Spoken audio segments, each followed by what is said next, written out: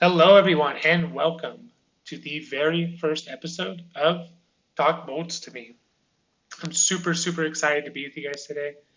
I've been wanting to do this podcast for a really, really long time and finally decided to just record my first episode. Actually, this is my very first podcast ever recorded, so I'm not a podcaster, and I know the quality might not be to the level that you guys are used to with other podcasts, but I hope the content's good.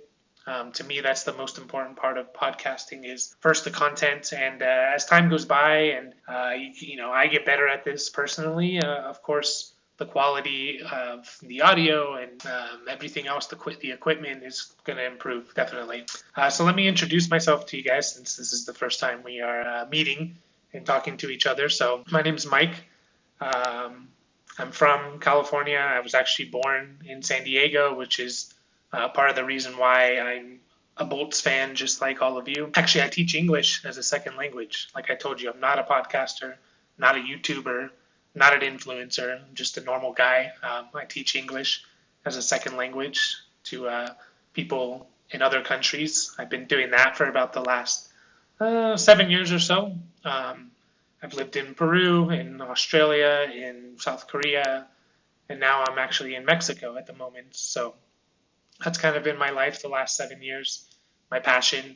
And along with teaching English as my passion, of course, all of our passions, which is why we're all here, is the Chargers. So, like I told you guys before, I was born in San Diego, which is one of the reasons why I'm such a huge Chargers fan. Another reason is because of my dad, which I think is true for a lot of us. Our parents or our family members are fans of a team, and by default, we kind of just become a fan of that team. So my dad, who was actually born in Michigan, so he is a big Detroit sports fan, but also he was in the Navy for 22 years and spent a lot of time in San Diego.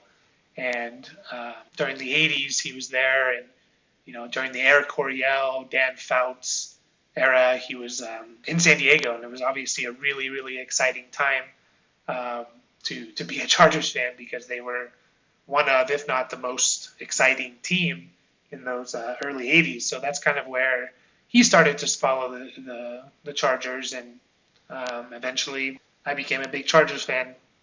So I'm 32 years old. I would say I've been a diehard Chargers fan since about the 2005 season. Before that, I vaguely remember Chargers games just being on in the house and wanting them to win, but I wouldn't really call myself a fan. Didn't really know any of the players or even didn't really know football that well.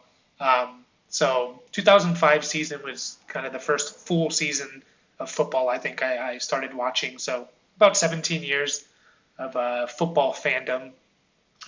Actually, the very first Chargers game I really remember um, watching, and after that game I became a fan was the 2004 playoff loss to the New York Jets. So it's kind of fitting that a Chargers fan was born out of defeat and sadness. A game that they could have easily won. Don't remember if they were favorited or if they should have won, but it was definitely a game that was in reach. Came down to the last play, and Nate Kading, sorry for mentioning that name, a Nate Kading missed field goal, I think, clinched it for the Jets in 2004. So that was kind of the very first game that I remember just like, for some reason, just being extremely into and invested in it, and was obviously really upset when the Chargers lost. And again, the 2005 season was kind of my first full season as a Chargers fan and really as a football fan in general. So since then, I've obviously been obsessed with the Chargers, like I think most of you could say, because why else would you be here listening to some guy talking about the Chargers, right? Um, and actually, me and my dad, we became season ticket holders the 2010 season. We started going to games. I think my first game it was in 2007. It was the opening game of the year in 2007. That was of course after the Chargers' fantastic 2006 season. And we went to the first game, and they actually played the Bears, who were coming off a Super Bowl loss the year before, and they won that game. I remember it was a really close game, but I remember LT throwing a pass, I believe, to Gates, but I could be wrong there. And yeah, it was a very contested game. The Bears had a good defense. Chargers also had a pretty good defense, and it was mid to late 2000s, and that was my very first live game that I went to. And between 2007 and 2009, I went to maybe 4 games. Yeah, maybe about 4 games those years.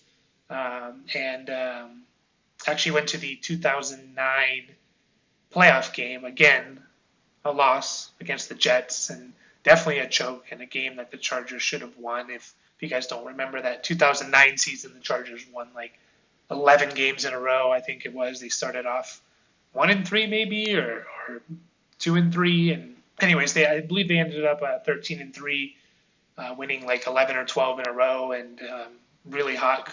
Had a first round bye and in the playoffs, and yeah, we went to that playoff game, and it was just a choke by the Chargers. And for some reason, we decided that we were going to buy season tickets for the 2010 season.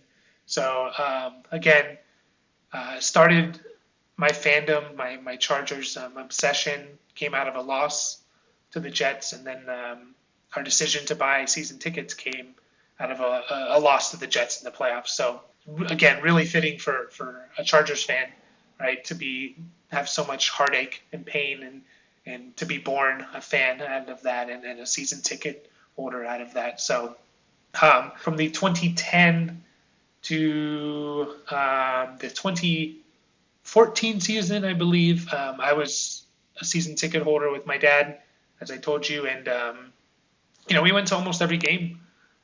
We actually live about 3 hours from, give or take 3 hours from Qualcomm Stadium when they were in San Diego, and so it wasn't like we lived in San Diego and it was an easy 20-minute drive to the stadium. It was a 3-hour drive there and a 3-hour drive back, and we did the whole tailgating thing, and so it was a full day. We'd leave at 5, 6 in the morning, wouldn't get back till 7, 8 at night.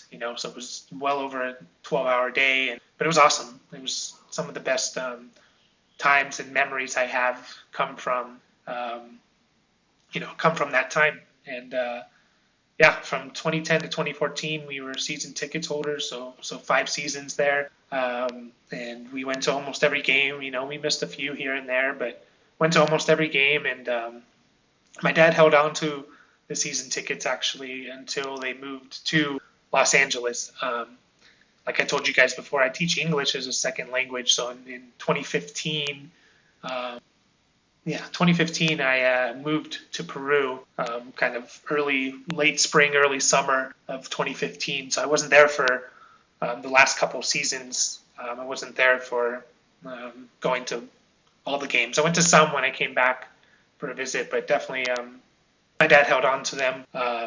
So I'd say I'd probably been to close to 50 Chargers games. All the season ticket games during those 5 years that I was a part of it. Also we went to Arizona for a game. I believe the 2013 season, if I'm not mistaken. Yeah. And also went to Atlanta to watch a game. That was in the 2016 season. Obviously, I've been to LA, SoFi Stadium. Actually, my brother and my dad and a few other family members and family friends, they got season tickets for this last season. So I was able to go to a few games the 2021 season. So yeah, I've been to a lot of live Chargers games. I love it. I think there's nothing better than watching a Chargers game live. But anyways, that's just a little introduction of myself. Yeah, I'm just like all of you guys. I'm a huge Chargers fan. So kind of the idea of this whole podcast is just to simply just talk Chargers with you guys. I think, again, we're all here for the same reason. And I don't know about you guys, but I just love talking Chargers. I love talking football. I can talk about it for days, and I'm here to just express my thoughts and ideas of the Chargers during the season and reactions to the games. And also, there's obviously so much that goes on in the off season with free agency and draft stuff, and training camps, and just all the drama and news that comes. The NFL has really become a year-round sport with during the off season, obviously during the season. So yeah, I'm just here kind of giving in-depth Chargers talk, and no bullshit and no hot takes or anything like that. Just being honest and telling my point of view and from what I see. Obviously, this is the first podcast. This is again my first podcast, and I do plan on improving it and going live and doing videos and maybe like a YouTube video of the podcast. And I kind of want a lot of fan interaction. I think that's what makes sports fun, is the banter between people, whether they are fans of the same team or fans of opposing teams. I really enjoy that banter and that talk back and forth, and of course the shit talking. And but with all of you guys, I would love to have you guys as part of the podcast, whether doing Q&As and live videos, and maybe even like having guests and some of you guys on the podcast, and we can talk back and forth. I think that would be kind of a really cool idea, and I think definitely eventually in the future there's going to be other people here on the podcast, and that's kind of the bare bones of the idea of what I want to do with this podcast. Something that I forgot to mention in the introduction part of this podcast was that I, along with teaching English as a second language, I actually work part-time with Pro Football Focus, which I think a lot of the diehard fans know what Pro Football Focus is. It's an analytics website, and they've grown a lot in the last several years, and they kind of give you the in-depth advanced metrics and stats that you can't maybe find in other places. So I've been working with them for I want to say like almost 7-8 years now, part-time. So really cool experience, and I'm grateful to be able to work with them during the football season. And I really enjoy it. Super interesting, and it's just another way of looking at past the box score. And if you weren't able to catch a game, which we're not able to catch every game of every team during the season, and it's a good way to just again go past the box score stats and really see like who's performing well and who's not. But anyways, just wanted to quickly throw that out there that I do work with them. So this podcast, of course, is not affiliated with PFF at all. But so for today's episode, again, it's the first episode. I kind of just want to give my overall thoughts on the 2021 season, and just how the season went. I know for a lot of us it wasn't kind of what we expected, or maybe it was more or what we expected, but it was disappointing, of course, at the end to come so close to the playoffs and just not quite get there.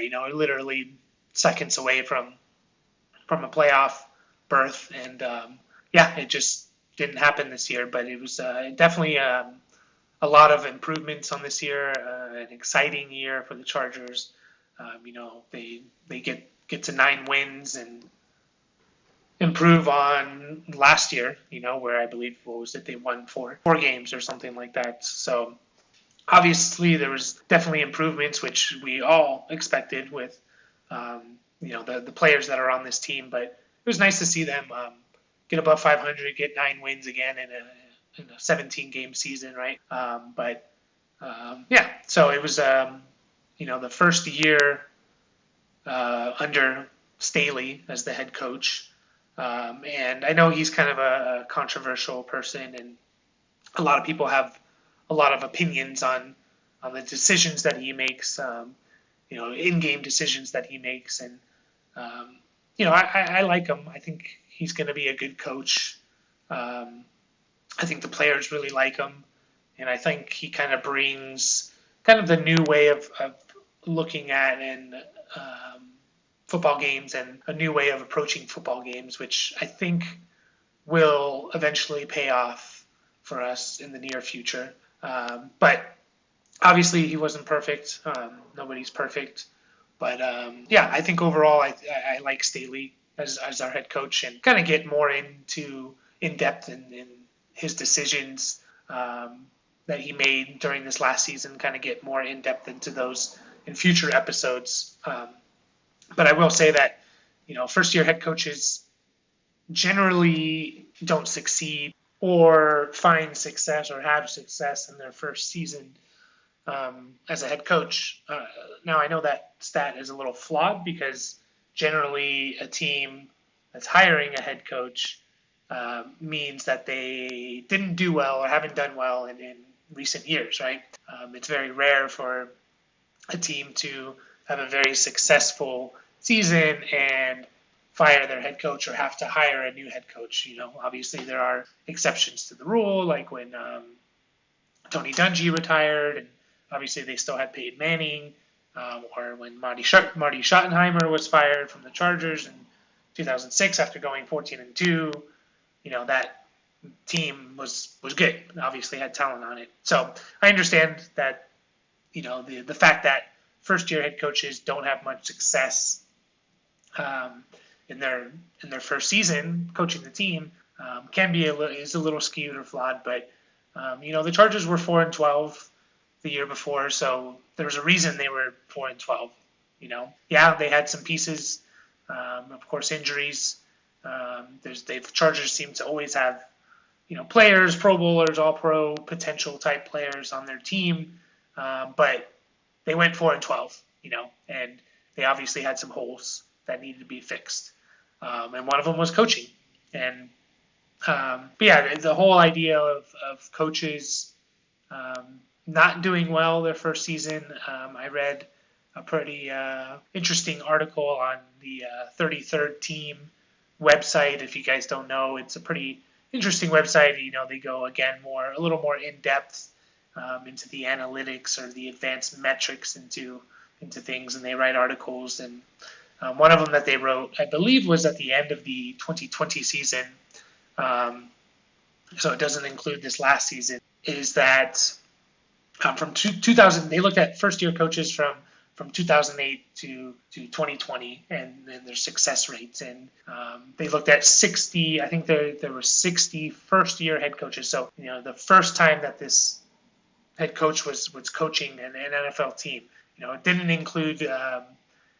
include coaches like Mike McCarthy for the Cowboys, because obviously he was the head coach of the Packers, back in the late 2000s and in the early 2010s. So I just looked at, there's been 60 first-year head coaches, and then their overall win percentage is 447, okay, .447, which comes out to about 8 wins in a 17-game season, right?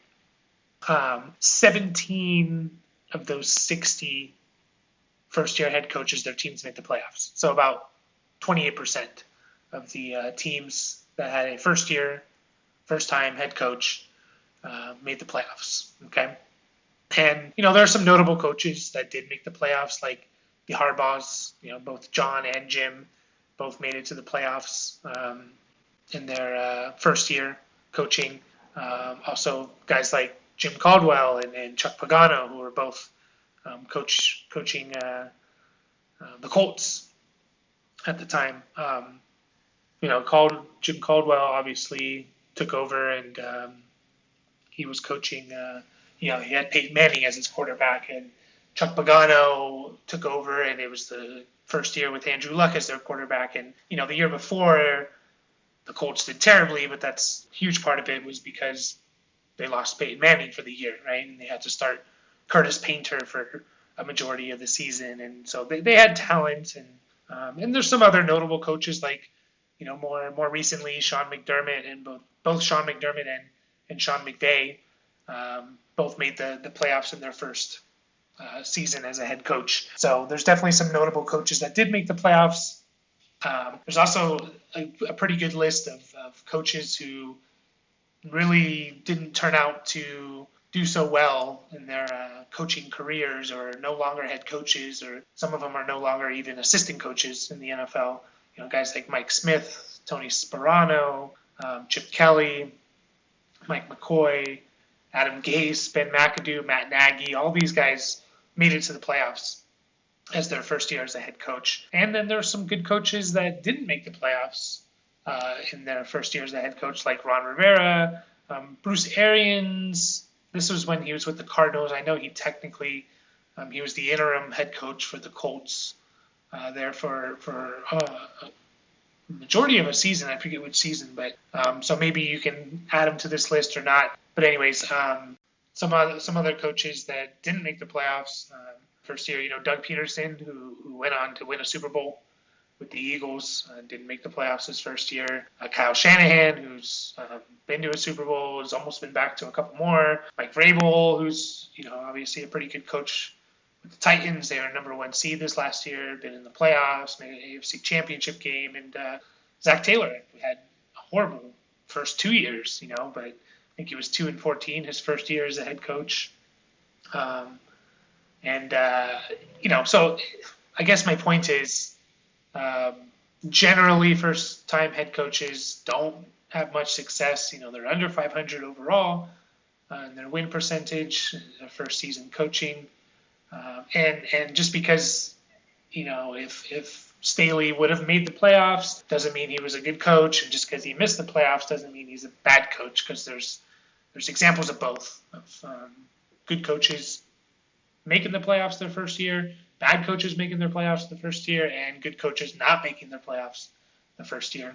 So overall, I'm excited with Staley and to kind of see where he's going to take us and where he's going to take this team. I really do believe he is the right coach, especially in the year 2022. Football has changed, whether you like it or not.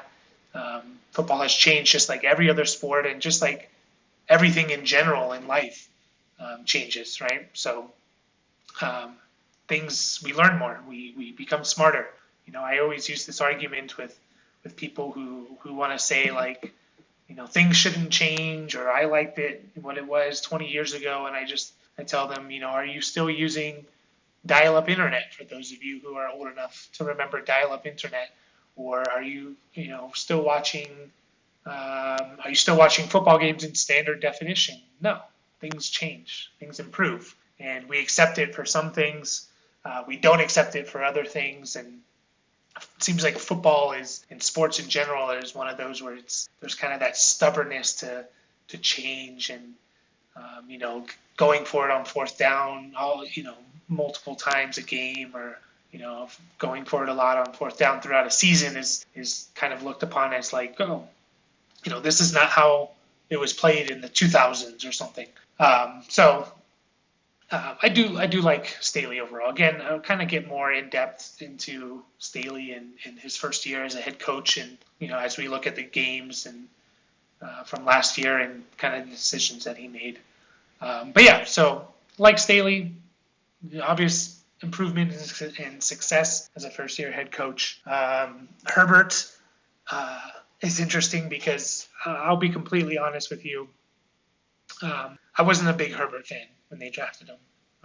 And even after his first season, which obviously was incredible, was a really, really good first year. Even after his first year, I wasn't completely convinced, because a lot of the things that in areas he was successful in and situations he was successful in were not sustainable. He was very successful, obviously with his deep passing, extremely successful when he was pressured and under pressure. And actually he was in his rookie year in 2020, he was more successful in his when he was under pressure than when he wasn't under pressure. And generally, those type of advanced metrics and statistics, they don't translate season to season. So I thought there was going to be a definite step back with Herbert in his second year, and there wasn't. He shouldered more of the team, and he put the team on his back, and he's the real deal. I think we're extremely lucky to have someone as good as Herbert, and I don't even think he's reached his full potential that he can be. And we saw it throughout the year. There was some inconsistencies. I'm not necessarily blaming that on Herbert, but he didn't.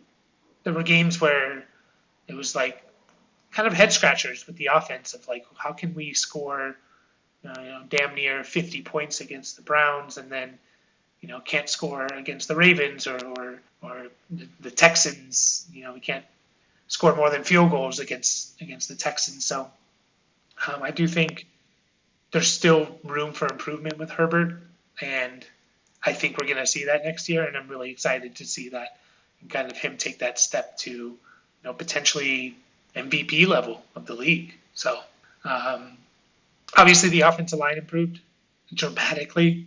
I think we all knew it was a problem, and it feels like it's been a problem since the glory days of the mid to late 2000 teams, right? Since 2010, 2011, it just seems like the offensive line has been weak, and again, Herbert kind of made it work in 2020, his rookie year, but it was definitely something we all wanted to see and knew needed to be improved. And fortunately it was, with Linsley coming on as a free agent. Filer is a big one from the Steelers. I think kind of underrated because, he's not Linsley or he's not Slater, obviously. Drafting him and kind of locking down that left tackle as a rookie. Offensive line dramatically improved and, went from one of the worst in the league to maybe average, above average at times, kind of, again, maybe a little bit of consistency issues, but I'd say overall probably a top, 12 to 15 offensive line in the league. Maybe even a little higher. Maybe I'm selling them short a little bit. Overall, I was pretty happy with the offense, except for the consistency issues that we'll talk about as we dive into the games a little bit. Defense, I know a lot of us Chargers fans are, kind of disgusted with the defense, and I actually thought it wasn't as bad as it seemed when you look at the whole season and the whole season, and also look at like a game-to-game situation. And defense in 2022 is just, it's hard. You're not going to really get dominant defenses for an entire season like you did with the Ravens in the early 2000s, like you did with the Steelers in the in the mid 2000s. And I'm just talking in the last 20 years how much it's changed. Obviously, you have the Steel Curtain and the Purple People Eaters, and you have all these defenses in the 70s and 80s. But to me, it's almost like the 70s and 80s is a completely different game. And we need to start looking at the early 2000s kind of the same way we look at the 70s and 80s and the 90s as like a different game. It's that's 20 years ago. 2000 is 22 years ago, and the game has changed, and we need to start thinking of NFL football in the early to mid 2000s as completely different than what it is now. So I think it's going to be very, very, very rare to kind of get a defense that just looks dominant for an entire season. Again, like the Ravens in the 2000s and the Steelers in the 2000s, and the Seahawks in the early 2010s, and even the Broncos in the mid 2010s when they won their Super Bowl in 2015. To me, it's going to be really hard to replicate that, and I don't think it's really going to be possible. Just with how the rule changes are, and it's just so hard to play defense. Now, I do think defenses can win you games for sure, and we saw it in the Super Bowl in the Buccaneers and the Chiefs in the 2020 season. And the Buccaneers, their defense basically won them that game. Shut down Patrick Mahomes and just had him running for his life. So it's not to say that defenses are defense is irrelevant, or we shouldn't look to improve it. It's just to say that if you take any team and you look at an entire season, I think every fan of every team is gonna think their defense sucks or needs to improve. The Cowboys, or not the Cowboys, the Bills, their defense looked suffocating to begin this last season, and look at how it ended. They gave up all those points, and they gave up a 13-second field goal drive that kind of ended up losing them the game. And yeah, it's just NFL's different now. So defense definitely can improve. And I think it did actually over the course of the year. We obviously have pieces there with Bosa, with Derwin James, Asante Samuel Jr., and a few other guys. There's obviously pieces there. It doesn't need a complete overhaul. Now, I think what most people will point to is that they can't stop the run. And that's it was kind of what killed us in the last game of the year against the Raiders, right? It was, had they just stopped Jacobs on that last drive of the Raiders, a couple times, I think it would have ended up tying, and both the Chargers and the Raiders would have made the playoffs. They just couldn't stop the run, and that was kind of all year. I will say that Staley's defense, and I think his philosophy on defense, is he basically invites teams to run. And what I mean by that is he plays two safeties deep. He leaves the minimum in the box, 5 guys in the box or something. And when teams see that, they're going to want to run. When you only see 5 guys in the box, or even 6 guys in the box, and you think, well, I have 5 offensive linemen, or I have 5 offensive linemen and a tight end, we are even. That means our running back either has no one to beat if we block properly, or has one person to beat. And you'll kind of take that any day of the year, right? So he invites teams to run, and whether or not you like it, that's what he does. I kind of agree with it. I think, again, in the year 2022, right, we need to think of football as a little differently. And running the ball is the equivalent for you NBA fans, is the equivalent of shooting long-distance twos. Long-distance twos are basically the same percentage as a three-pointer, but a three-pointer gives you 3 points, right? And running the ball is kind of an inefficient way of moving down the field. Yeah. So that's kind of their philosophy. Not that they want teams to rip off 10-yard runs every time. They want to stop them. It's not that they don't want to stop them, but they're not going to invest their assets or go all in on stopping the run. They're going to be more focused on the pass, which I think is kind of the correct thing to do for a couple reasons. I mean, again, just how prolific the quarterbacks are in the NFL now, and the philosophy of just running the ball, of passing the ball, deep passes, that's just how the NFL is now. You need to stop that. And also, if you think about a football field, if a team starts on their own 20 and they're able to run well between the 20s, basically, as soon as you get into that red zone and you start, shortening the field, and you only have 15 or 10 yards now to the end zone, and you can no longer play those safeties deep, right? Those safeties that you play deep are now kind of in the box and ready to shut the run, right? So the idea is maybe teams will run between the 20s on us, but when it gets down to the red zone, we kind of tighten it up and lock it down.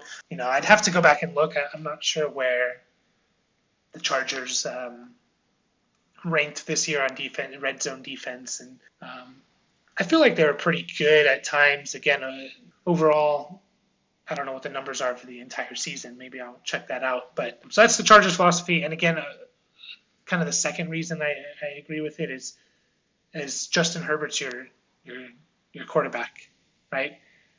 Now, the defense, offense, Herbert plays offense, and yeah, they're different, but they're also kind of intertwined.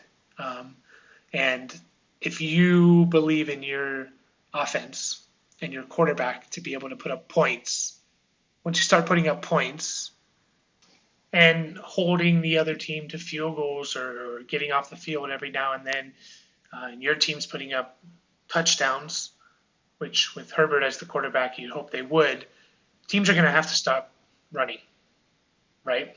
Eventually. And they're going to have to pass. And if you invest all your resources into shutting down the pass, which the Chargers are trying to do, then you're going to be very successful on defense. So we didn't really see it this year. I think part of the reason is, not all the pieces are there for the defense. It's Staley's first year and as the head coach, and it's going to take a couple of years to kind of get the guys to fit your system, right? And also, again, going back to the inconsistencies on offense as well. So that doesn't help your defenses when your offense is inconsistent as well. But I do think this philosophy on defense is a good one. Yeah, I'm not saying it's perfect or it's what everyone should be doing, but it can work, and we've seen it work. The Chiefs, when they won their Super Bowl in the 2019 season, they ran this similar style of defense. They ran a defense that was not so focused on shutting down the run. They didn't really care about shutting down the run. They won a Super Bowl with it. The Rams just in 2020, when Staley was the defensive coordinator, they were considered the best defense in the NFL. Kind of in any statistic that you look at, they were right there, right? They gave up the least amount of yards. They were giving up the lowest yards per play. They were 10th in turnovers, the third lowest amount of rushing yards against them, and yards per attempt. Were both, third in the NFL. They were first in points per game, points given up as a defense, first in passing yards per game. So whatever stat you want to look at, and metric, whether it's an advanced metric or just what I call a box score metric, they were kind of considered the number one defense. So I know a lot of you will be thinking and will be saying to yourself, well, they have Aaron Donald. And even the Chiefs in 2019, they have Chris Jones. Maybe the two best players on those defenses were in the defensive tackle position. And I would agree with you. And I think that needs to be addressed. The Chargers don't really have currently any stud defensive tackles on the team. They have some good rotational guys, some experienced veterans, some younger guys, but they don't have that consistent stud on the defensive line, as a defensive tackle, which I think they need to address. Because if you're going to play this style of defense and allow teams to run on you, then you need your guys, your 5-6 guys in the box up front. You need them to be able to win a majority of their battles, right? Or else you're going to be seeing what you saw last year, just teams running over them. So I do think that will be addressed. I do think it needs to be addressed. But the philosophy on defense, it can work. And I hope we will see that next year. We will see it work. So that's just kind of my overall thoughts on the season. I will go into a little more detail and to kind of break the season into quarters, I guess, and kind of go into detail of each game a little bit. And that's kind of what I want to do for the next few episodes. One more thing to add, just kind of looking ahead for the 2022 season. Many of you know, Chargers have a lot of money in cap space. I think most websites have them between 56, 58 million in cap space, and that's before cuts, which can free up more cap space. They have 11 draft picks in the draft. I know eight of the 11 are fourth round or later, but still, having 11 draft picks is huge because you can find guys late. You just need the more draft picks, obviously, you have, the more likely you are to find these guys late. So the future's bright, right? We have our quarterback. He's going into his third year. We're going to have him at least 3 more years, if not more, on a pretty favorable contract that's going to allow us to kind of load up the roster like the Seahawks did with Russell Wilson, in the early mid 2010s, and as the Chiefs have done since Patrick Mahomes has taken over, being able to keep guys like Kelsey and Hill and Mahomes together because they were on a favorable contract, right? And that's kind of the key, seems to be the key anyways, of finding success, right? So we have that at least for the next 3 years. So these next 3 years it's kind of our time, right? This is the time for the Chargers. If they're going to win a Super Bowl these next 3 years, there's really no better time to win it than in these next 3 years. So future's bright. Look forward to it. And I look forward to talking about it with you guys and hearing your thoughts and questions and comments and whatever. So yeah, for future episodes, I'm going to wrap this episode up again. I think I'm going to shoot for around an hour to an hour and a half for most of my episodes. This one's going to be a little shorter, maybe around 45 minutes or so. And for future episodes and just kind of for the future forecast of the podcast. And I'm going to try and do about 3 episodes a week, maybe more, maybe less. I'm not sure. Once I find what I can do, I'll kind of have a consistent schedule. And I will do that I'm shooting for about 3 a week. So again, I want to review the season by quarters, which is probably the next several episodes are going to, I guess 4 episodes are going to be going into the season by quarters and more of an in-depth look at each game and what went right, what went wrong, coaching decisions, all of that. Obviously, we have free agency coming up. I believe it's like March 19th or 17th or 20th or right around mid-March. Free agency starts, so there's obviously going to be a lot of talk on free agents and free agency and who the Chargers should re-sign and extend and who they should target and who they should cut. So we'll have some episodes on those.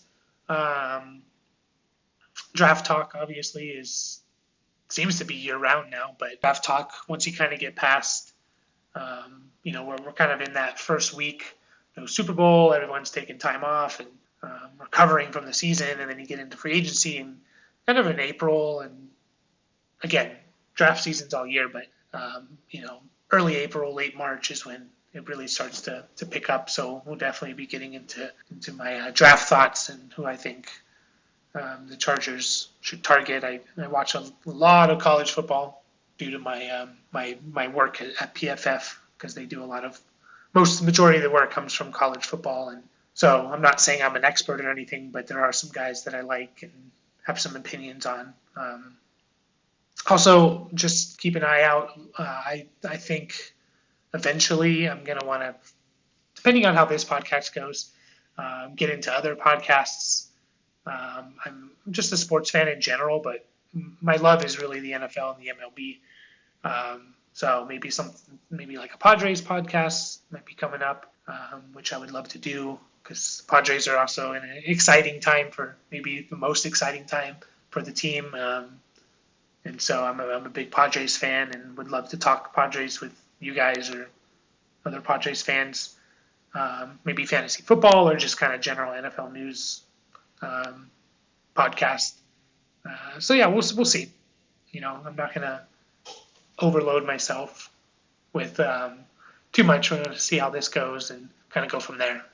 So I thank you guys for downloading the podcast and listening to me rant for damn near 50 minutes. And I look forward to hearing from you guys, hearing your feedback, your criticisms, where I can improve, or if you want to talk Bolts, if you want to talk Chargers with me, I'm more than happy to. Again, I hope to go live, have some live videos, definitely have some YouTube videos to post, and maybe get you guys even on episodes of the podcast.